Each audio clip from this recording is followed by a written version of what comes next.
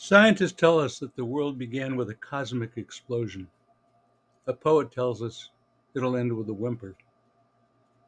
In the meantime, we are faced with the problem of creating meaning in a world where many think is devoid of meaning, other than the simple joys and beauty of sharing and being. Some argue that our earliest ancestors, the hunters, fishers, and gatherers, solved problems of meaning and order better than we have. They claim that in pre-industrial society, life was full of meaning, and that conflict and power struggles came only later. Others argue that conflict is inherent in human relations, and the best, it can only be moderated. We believe that the nature of meaning changes from one society to another. Meaning is created, sustained, or changed through a political process, and we are in one of the major changes between ages in world history, with one foot anchored in the past and another stretched into an unknown future. The conditions that produce aggression and hostility are created within a society, as are the conditions under which conditions of conflict and war exist between societies. Understanding the conditions that create war and peace, cooperation or competition, a sense of meaning or a sense of helplessness, and despair allows us to control our destiny. Some people believe, however, that while understanding may be possible, control is not.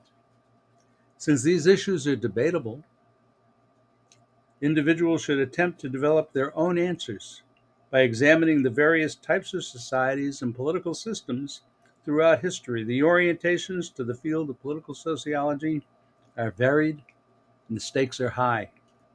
The social and political worlds have changed dramatically since the first hominoid, human-like creatures appeared on Earth over 5 million years ago. To understand the changing nature of social life and political life and our ideas about them, we need to trace the emergence of the human species and some of the major political, economic, social, and ideological changes that have occurred over the course of history. This chapter illustrates two basic assumptions. First, societies have political systems. Second, different types of political systems exist in different types of societies. The examination of various societies and their political systems provide a comparative foundation for defining political sociology and analyzing basic issues and considering future possibilities.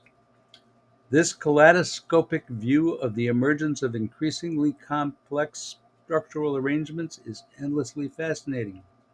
From small bands of hunters and gatherers ranging over a 25 square mile area have emerged kingdoms, clans, tribes, kingdoms, empires, nation states. Notice we refer to size, small, band, type of organization, economic mode of production, hunters and gatherers, density, small number of people or large number of people, density, the population per square mile, and complexity of social organization.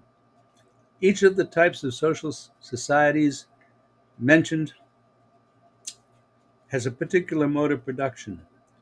Early hunters and gatherers are followed by simple horticultural, small garden societies. Next come agrarian, large field societies, followed by modern industrial societies. What emerges from a comparison of the types of societies, governments, and economic systems is a basis for the exploration of the invention of political philosophy since the time of the ancient Greeks to the formation of the Iroquois Federation, which is the basis for our Constitution and the UN Charter. Greeks and modern theories of politics have developed since the 17th century will be considered in the next podcast.